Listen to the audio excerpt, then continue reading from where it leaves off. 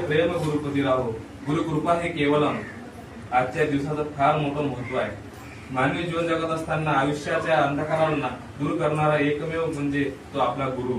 गुरु राष्ट्रसंत तुकडोजी महाराजांनी आपलं जे ज्ञान सांगितलं, जे विचार सांगितले, जे तत्वज्ञान सांगितलं, जे गुरुशक्ती सांगितली, जे ईश्वर सांगितला, त्या सर्व गोष्टीचा विस्तार म्हणजे राष्ट्रसंत भजन आहे, त्यांची ग्रामगीता आहे.